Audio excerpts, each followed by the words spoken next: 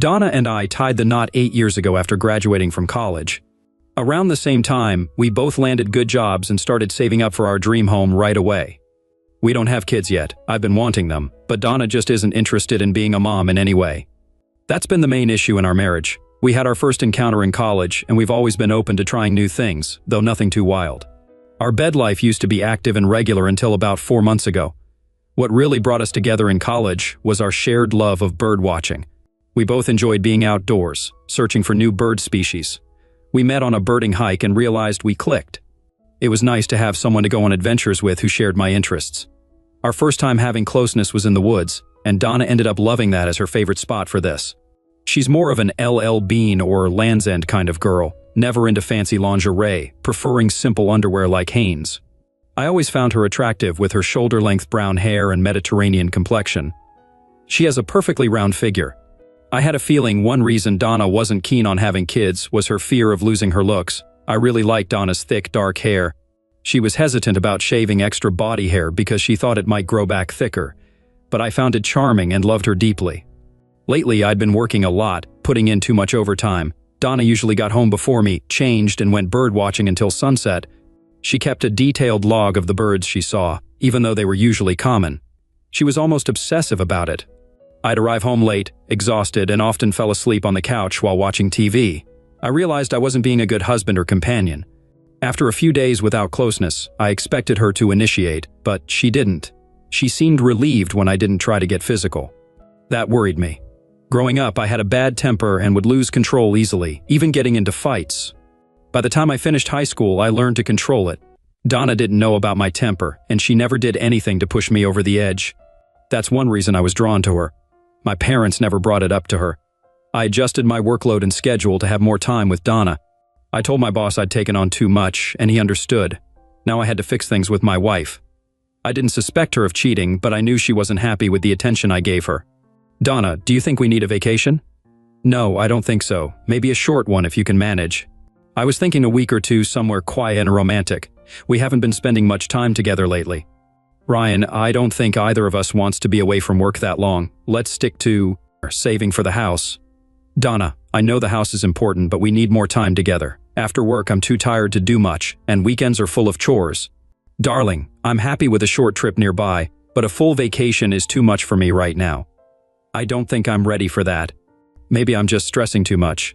I want to make sure I'm doing everything to keep you happy. I'm happy, Brian. If things start going south, I'll tell you so we can fix them. We've got enough real problems without making up imaginary ones. I hope you're right. I don't want you looking elsewhere. She gave me a little smirk when I said that. Well, that was my big effort to improve my marriage. I did a lousy job. I guess I'm not any better at fixing things than I am at realizing when things are wrong. I didn't mention my new work hours. I made a weak attempt at closeness that night, but she had a headache before bed. I checked on her birding log. It seemed she was going out often, but sightings of her were rare. I have a small Honda 250 Rebel motorcycle that I adore. It's quick, quiet, and easy to handle. It's not loud and bulky like those big Harleys. It always starts up and doesn't give me any trouble. That day, I rode it to work. Donna usually gets home around 4. Around that time, I told March, my secretary, that I'd be in the archives for the rest of the day. I asked her to call me on my cell when she was leaving for home. There aren't any landline phones in the basement, and hardly anyone works down there. I left work through the back fire exit and jammed a small wedge in the door to keep it unlocked. 5 minutes later, I parked my Rebel down the street from home. It was easy to hide. My wife came home at her usual time, changed quickly, and headed to her birdwatching spot within 10 minutes.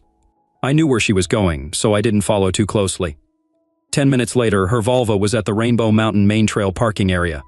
A black BMW was nearby. Since we often visited this park, I knew the trails well. After parking my bike in the trees, I started on an alternate trail, taking my time and being cautious not to make noise. Years of birding gave me an advantage here.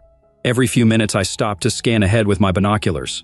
Near the mountaintop, the trails got rough, marked but close to dangerous overhangs. It was perfect for hawk watching, especially now. You could see for miles across the valley, but it was best not to look down. I couldn't resist and paused to scan the valley with my binoculars, looking for early hawk arrivals. It was stunning. That's when I heard giggling. The woods were thick, making it easy to hide if needed, but also hard to see anyone. I focused on the faint sound I heard, though it wasn't constant, making it difficult to pinpoint. I moved forward slowly, being as quiet as possible and listening intently. Suddenly, a flash of yellow caught my eye. It was the lining of her vest. I settled into a comfortable spot with a good view and retrieved my spotting scope. While binoculars were useful, the scope provided a clearer image and had a built-in camera. I positioned myself higher than them, ensuring a clear view. By lying flat, I could remain concealed and watch for an extended period without getting tired. It was an isolated location, so they didn't need to be concerned about being stumbled upon unexpectedly. My wife's colleague was Clayton Mankey, who joined Donna's company half a year back. I crossed paths with him at a couple of work events. He seemed friendly, and I even found myself favorably disposed toward him. However, my sentiments toward him were shifting quickly. He had a pleasant wife, somewhat reserved yet appealing in her own way, and 2 young boys in elementary school. I admired his boys and hoped to have kids like them someday. Why would a man with such a perfect family be interested in messing around with my wife? He laid out a blanket while I settled in comfortably. Before long, Donna had slipped out of her jeans and underwear. Even though they were too far for me to hear clearly, I could still catch some giggles and laughter. Donna had one leg up, offering me a clear view as she pulled her knees close to her chest. She teased him. They began having closeness. I managed to snap a couple of good pictures while he continued pleasing her. It became apparent that there was nothing romantic or loving about their actions. It felt more like watching animals mate. As the shock wore off, anger began to build inside me. Instead of rushing down there in a fit of rage, I forced myself to endure it, unsure of what to do next. He didn't take long to finish, and after lying on the blanket for a few minutes, my wife gave her coworker a BJ. There was a bit more laughter, and they began dressing. The whole thing took less than an hour. Donna gave him a peck on the cheek, not like a lover, but more like a husband. He packed up the blanket while she started walking away. It seemed they thought it best to arrive and leave separately. I was out of sight, and she didn't notice me lying there. Quickly, I gathered my things and followed her down the path, keeping enough distance so she wouldn't spot me. I stopped at the overlook on Hawk Mountain, a flat rock jutting over the valley. It was a beautiful spot, but risky. As I gazed out with binoculars, Clayton appeared, walking down the path. Though I was seething inside, I remained outwardly calm. "What are you looking at?" he asked. "It's a red-tailed hawk feeding its babies at the top of that pine tree," I replied, pointing. He glanced over but couldn't see anything.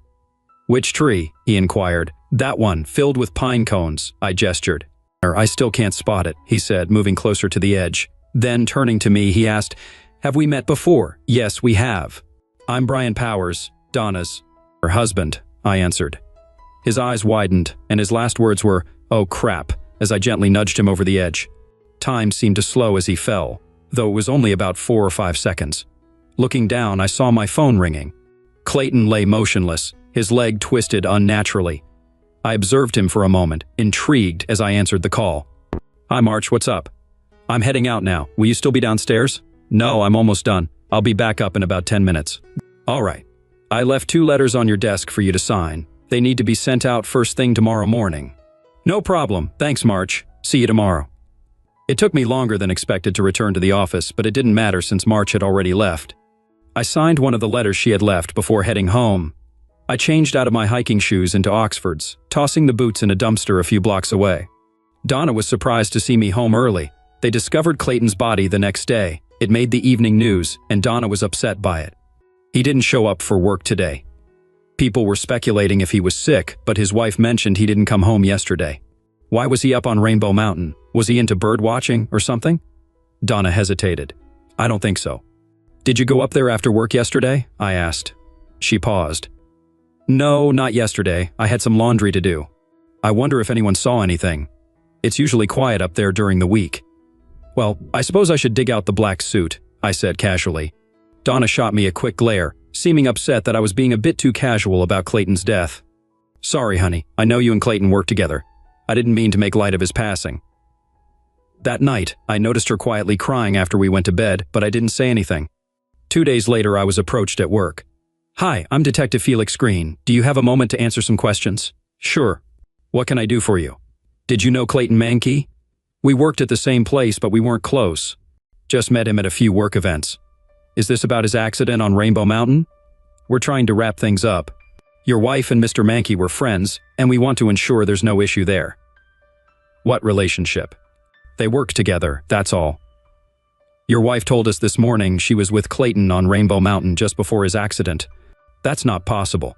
She told me she was home doing laundry. It seems your wife has been seeing Clayton for over 3 months. Hold on, don't go making accusations about my wife. That's not right. I'm not accusing. Your wife shared this with us today. As for details, I can't discuss those with you. That's something new, and you and your wife will have to figure it out, said the detective. Are you trying to make a point or just get me riled up? Relax, Mr. Powers. We're not trying to upset you. We talked to your secretary, March Schumann, earlier, and she mentioned you spent most of Tuesday afternoon in the basement sorting through archive files, he continued. Not most of the afternoon, just about 2 hours or less, I clarified. I was in my office the rest of the time. I left early, around 5:30 or 6. The guard downstairs said you signed out around 4:45, the detective said. Sounds about right. I wasn't keeping track of time. I just wanted to get home to my wife, I replied. Your wife said you got home around 6. It only takes about 10 minutes to get there, the detective said.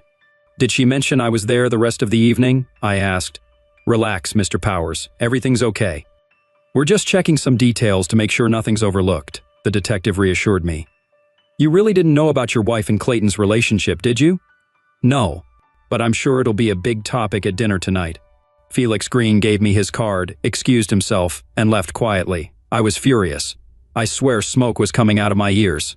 Of course, I knew what Detective Green told me, but hearing it from someone else was maddening. I tossed my stapler across the room as March walked in. Brian, I hope I didn't mess up, she said worriedly. Nah, you're good, March. I appreciate you answering their questions honestly, I replied. No worries, boss, I got you covered. If you need time off, just let me know. Thanks, March. I might need a few days off, I said. I didn't plan on fixing things with Donna. I just wanted to end the marriage smoothly. Thankfully, we didn't have kids, and we rented our house. Although I once wanted kids badly, now I was relieved Donna said no. It wasn't even 3, but I packed up and left. March understood as I left. We had $775,000 in our house account. I withdrew $63,000 and headed to the GM dealer down the street. 2 hours later, I drove off in a yellow Hummer, $58,000 poorer. I figured I didn't need a new house anymore. The Hummer would guzzle gas, but I didn't care. Donna stormed out when she saw the Hummer. What's that? She exclaimed. It's my new ride. Decided I needed something sportier, I replied. Are you out of your mind? How will we afford it? She demanded. No worries. Paid cash, I said casually. With what? Did you take it from our account? She pressed. Didn't see the point in having a house as a single guy, so I got the Hummer instead, I explained. We attracted attention outside. Donna grabbed my arm as we entered the house. What do you mean, single guy? You know the answer, don't you? She asked. Why would I want a house with you? Why stay? I retorted.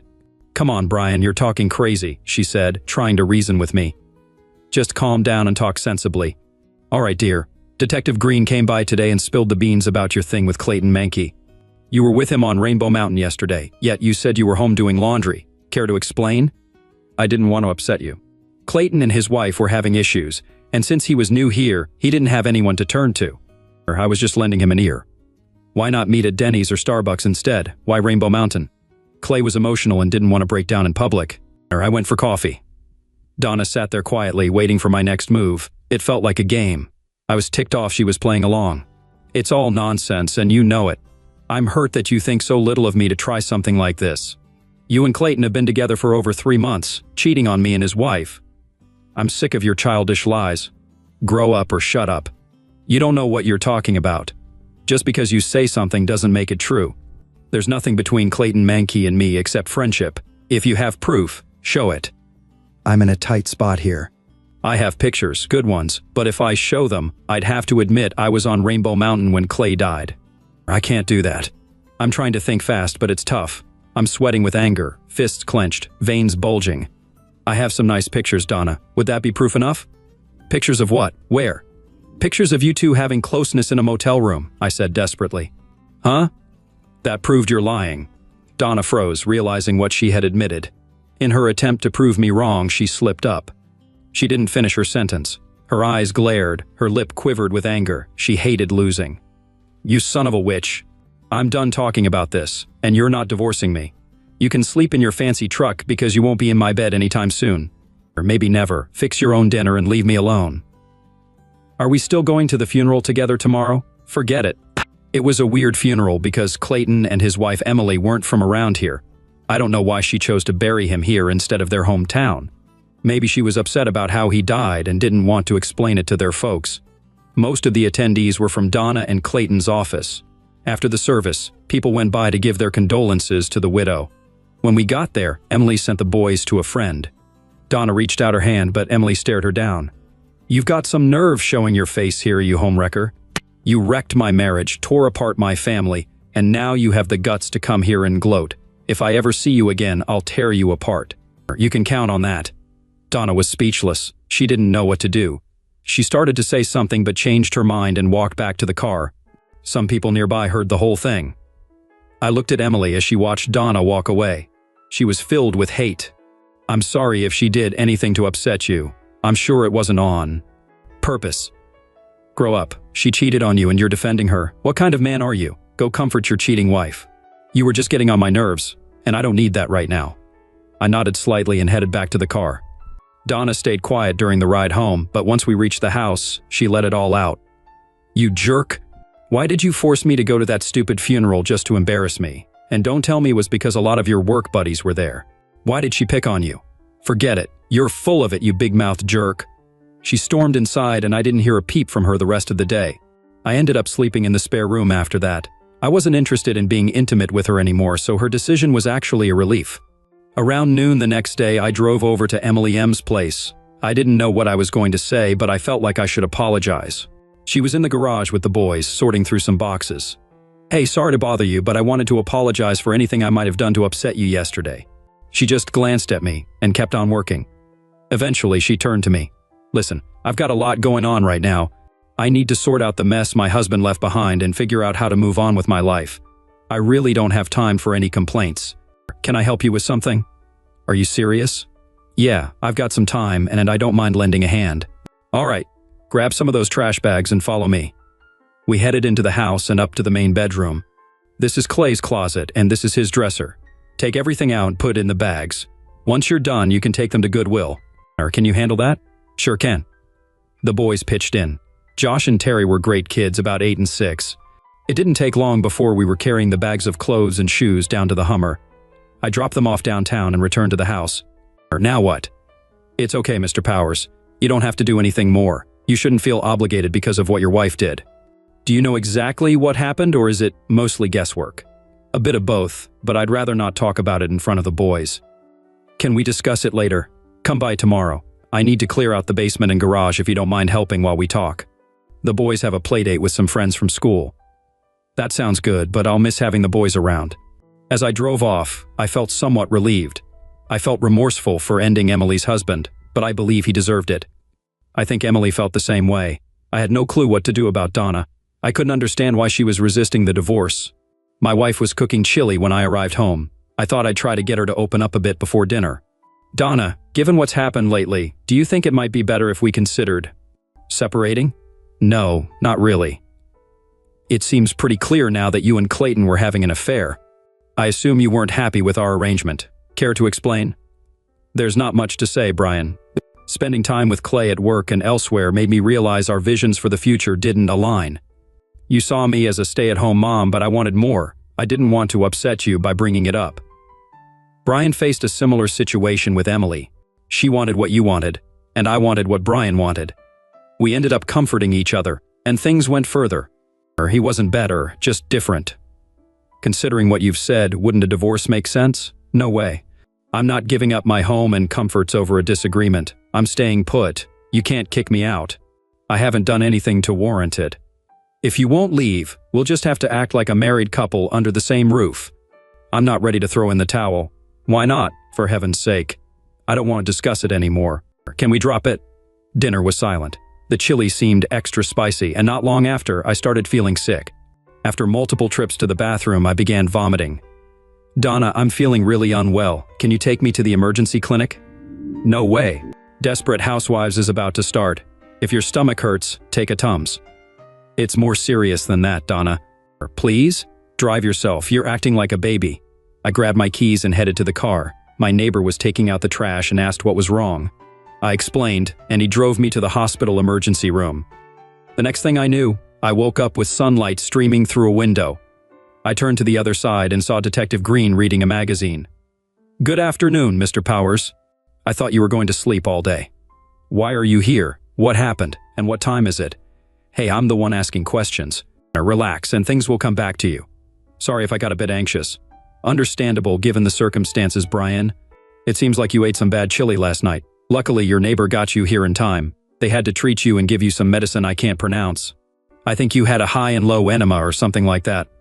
"What was it?" "They gave me the fancy name, but it was basically rat poison." "That woman. What did she say?" "She gave us the leftover chili and it tested fine. She claims she has no clue where the poison came from.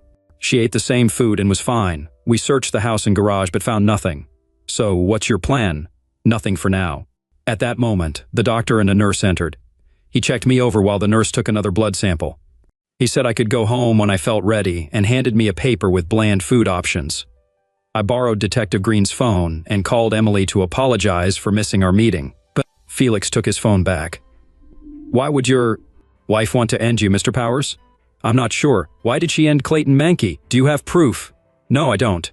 But she was on Rainbow Mountain, and she was the last person he was with alive." "Come on, Brian. I'll give you a ride home." Donna was very apologetic when we got home, expressing regret for not being more supportive. I went to the spare room and closed the door. I didn't feel like eating any meals at home after that. The next day, I informed March that I'd be taking a sick day and asked her to help me find an apartment. Somehow, she had learned about what happened. I waited until Donna left for work, then began packing my belongings, preparing to move out quickly if needed. I was disappointed that the police couldn't do anything about the poisoning. After grabbing a quick breakfast at IHOP, I visited Emily. The boys were at school. Emily was more upset about the situation than Donna. I assured her I'd return later after dealing with some personal matters. Donna didn't want a divorce, but she clearly wished me harm. That left me with two possibilities: revenge or money. I visited my insurance agent. It might have been foolish, but shortly after our marriage I took out a $1 million life insurance policy with Donna as the beneficiary. Although the premiums were steep, the cash value had accumulated to over $166,000. I cashed it in. Then I canceled the collision and comprehensive coverage on Donna's Volvo. At work, I terminated the medical and dental coverage I had on Donna through the company. While the medical insurance would remain active for 90 days, the dental coverage would end by the month's close. Additionally, I changed the beneficiary on my company insurance policies to my mother. March greeted me warmly and offered her assistance in any way she could. The bank manager informed me that Donna had already emptied out the remainder of the house fund, totaling around $112,000. After explaining the situation, he agreed to prepare everything for closing the credit cards and checking account as soon as I gave the go-ahead. I opened a new account and completed the necessary paperwork. I swung by the house later. Donna was there, dressed in her bird-watching attire. We exchanged pleasantries, but kept it cordial, not overly affectionate. She mentioned she was heading up to Rainbow Mountain for some bird-watching and relaxation. It felt like a setup, but I played along. After she left, I set off on my motorcycle, the Rebel. Her car was parked in the upper lot alongside a gray Ford Ranger. I circled around the mountain to the lower lot. Her mountain bike was chained to a tree nearby. I hid my Honda on the other side, concealed by bushes. Though I dreaded the uphill hike, it only took a few minutes. From behind a rock outcropping, I observed Donna conversing with a man carrying a small tool. It was a unique tool. She handed him a photograph and a business-sized envelope. After examining the picture, he opened the envelope and counted a substantial amount of cash. They shook hands, and Donna hurriedly walked toward my direction. I quickly ducked behind a ledge and waited until she passed. The man crouched down behind the rocks, keeping an eye on the trail from the parking lot. He was waiting for something, and I had a pretty good idea what it was. Donna anticipated me following her, assuming I'd approach from the lot where she parked her car. Going back down the hiking path was quicker than the uphill climb. When I reached the bottom, her bike was missing. I took my Honda and headed to the upper lot. The Ford was unlocked, and there was a jogging outfit on the front seat. I grabbed the registration from the glove box, a pack of matches from the center console, and the jogging pants. I twisted the pants tightly and dipped them into the Honda's gas tank. After soaking both ends, I stuffed the pants into the truck's gas tank, lit the end, and hurried away. About halfway down the mountain, I heard the explosion. I hoped she paid him enough to cover that mess. I might have broken a few traffic rules rushing home, but I had to take some back roads to avoid running into Donna. After parking the motorcycle behind the garage, I grabbed the lawn fertilizer spreader and began pushing it back and forth across the lawn. There was nothing in it, But Donna didn't know that. A few minutes later, my wife drove down the street and spotted me. She looked disappointed. Not waiting for her to speak, I jumped in first. "Hey, where's the Volvo? You left in the car and came back on the bike. What's going on?" She stumbled over her words, then her phone rang. Turning away to answer it, I couldn't catch the conversation, but whoever was on the line sounded excited. "Brian, I left the Volvo up on the mountain and decided to bike home for some exercise. I know it sounds silly, but can you give me a lift back up to get the car?" "Honey, that doesn't make any sense." "Come on, I'll drive you up there." She stayed quiet during the drive to retrieve her car, fidgeting with her fingers on her lap. She seemed really worried about something. As we approached the mountain road, we saw several fire trucks heading up. About halfway there, a police officer stopped us. "I'm sorry, folks, but there's been an accident at the top of the mountain. A truck caught fire. We can't allow anyone up there right now. My wife's car is parked up there. Can we walk up to get it?" "Wait a moment." We stayed quiet as he talked on his phone. "All right, you can hike up to the top and an officer will help you past the fire trucks to bring it down." "Don't wait for me," she said as she stepped out of the Hummer. "You can head home now. I'll be fine on my own. Thanks for the ride." I just nodded and watched her go. When she was out of sight, followed with all the activity, it was easy to keep track of her. When she reached the top, the guy she was with on the trail approached her, gesturing wildly. I couldn't hear what they said, but it was clear she was trying to calm him down. They argued for about 10 minutes before he spoke to the fire chief. As they got into the Volvo, I hurried back down to the Hummer. Maneuvering around the fire trucks would slow them down, but I needed to move fast. As I drove off, I spotted the Volvo turning the corner. Back home, I quickly left on the Honda. I visited Emily, apologizing for my lateness. She wanted to know what happened, so I gave her a watered-down version of the story. Josh and Terry were excited to see me and eagerly ordered pizza for dinner. We spent a few hours clearing things out from the basement for a yard sale. The boys worked hard without complaining. I wish they were my own. Around 9, Emily drove me back home, and I left the motorcycle at her place. Donna returned late, but I didn't ask where she had been. The next morning, while Donna showered, I took out the SIM card from her phone. After she left for work, I instructed the banker to close the accounts and credit cards. I canceled her phone service, paying a $200 fee. By the end of the day, the landline, DSL, and cable TV would be disconnected. I informed the landlord of my sudden move out and let him keep the deposits as compensation. I informed him that my wife might continue staying there, so he should reach out to her regarding a new rental agreement. The water and electricity would be shut off by the end of the week. Loading my stuff into the Hummer didn't take long, and soon I was headed to the apartment March had found. A note from March at the new place mentioned that Detective Green wanted me to give him a call. I went to the station and located his office. "Well, look who's still kicking, Mr. Powers." "What's that supposed to mean?" Felix Green chuckled, seeming to find amusement in my situation. "Do you happen to know a guy named Bobby Terrell?" I can honestly say I've never crossed paths with him. I pulled out the registration from the Ford and handed it to him. Glancing at the document, he remarked, "Quite intriguing, doing a poor impression of Charlie Chan." We both shared a laugh. "Mr. Terrell and your wife have been chatting on the phone quite a bit lately. She called him 6 times, and he called her 4 times in the past week. Additionally, your wife withdrew $12,000 from a savings account 3 days ago. Bobby Terrell is a former convict known for his violent tendencies. We've been keeping tabs on him, so when we noticed this connection, it caught our attention. Any reason why your wife might want you out of the picture, Mr. Powers?" "There was, until I canceled a $1 million life insurance policy yesterday morning." "Doesn't she know you canceled it?" "I doubt it. Bobby's skilled at his job, and I'm impressed with how you handled the situation. He's probably been compensated already, but I'm not sure if he'll still pursue the contract without his truck. Just wanted to give you a heads up that we've had a chat with him. I made it clear to him that if anything happens to you soon, he'll be apprehended immediately. Needless to say, he wasn't too thrilled about the attention. We also suggested he'd take a break for a while. Not sure if that'll deter your wife, though. I've left the house. Not sure what more I can do." Felix reclined in his chair. "I reckon there's still something you ain't telling me, Brian. The pieces ain't fitting right. Just keep an eye out."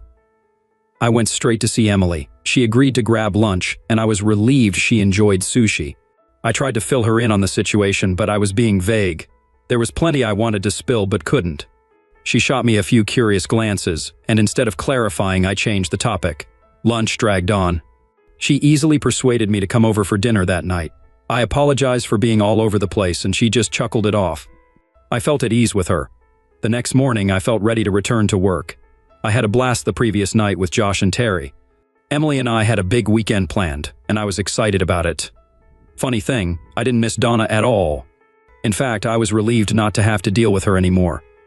It was just a quick drive to work, and I had a grin plastered on my face as I hopped into the Hummer. Things were looking up. The big rig picked up speed smoothly, but as I started down the first hill, something felt off. The brakes weren't responding. I've seen movies where this happens, and I always thought the drivers were dumb for not stopping the car. I reached to turn the key off, but it wouldn't budge because it was in gear. You gotta be in park to turn the key off. The Hummer sped up. I calmly moved the gear lever from drive to low, causing a jolt, but it continued gaining speed. Traffic and cross streets were approaching quickly.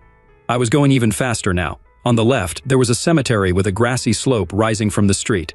I aimed for it and pulled the handbrake simultaneously. The Hummer spun 180 degrees and flipped over as it hit the slope. Everything went dark. For the second time in a month, I woke up in a hospital room. I heard myself moan and sensed commotion around me. A nurse quickly examined me, and there was a lot of pain. While I appreciated the attention, I also wished everyone would leave me alone. It was all so confusing. Finally, a doctor arrived, and I struggled to open my eyes. Among the flurry of white coats, I saw Emily at the end of the bed, which made me feel better. After some adjustments and checks, exhaustion overcame me. The next time I woke up, the room was quiet. I tried to avoid making noise to avoid disturbing the calmness. Slowly, I opened my eyes and saw Emily asleep in a chair beside the bed. My body hurt all over. I whispered to her, "Hey, are you awake?" She looked up and smiled, joking that she was dreaming. "Thank you for being here." "No problem," I said, closing my eyes and drifting off to sleep again. In the morning, I woke up feeling normal, but still in pain. There was a full medical team in the room, but Emily wasn't there, which surprised me. The doctors had a bunch of questions about my pain and vision, but there was no one around to answer mine. I asked about Donna, who had come to the hospital to sign admission forms but hadn't been seen since. I remained unconscious in the hospital for 2 days before waking up. Emily visited every day, and Detective Green checked on me regularly. I had several injuries, including a concussion, broken collarbone, broken left arm, and 3 broken ribs, but thankfully nothing life-threatening. The doctors were most concerned about my 2-day unconsciousness. I was starving and managed to get some soup brought to me. Felix arrived later. "I thought you were keeping an eye on things," I said. "Sorry, we didn't anticipate this." "Any idea what happened?" "Well, someone cut the brake lines on the Hummer and disabled the airbags. I went through the windshield, and the seatbelt broke 3 ribs as I was thrown out. Luckily, there wasn't a fire, but the Hummer's totaled. Honestly, I never liked it much anyway. Speaking of Donna, any idea where she is? She signed the hospital forms, but I haven't seen her since before the accident. I tried calling her, but her phone's not working. She wasn't too thrilled about it. After finishing all the paperwork, a cop escorted her home. I asked if she wanted to see you, but she said it wasn't necessary." "Well, it seems like you've seen her since." "I did." "Did she leave town?"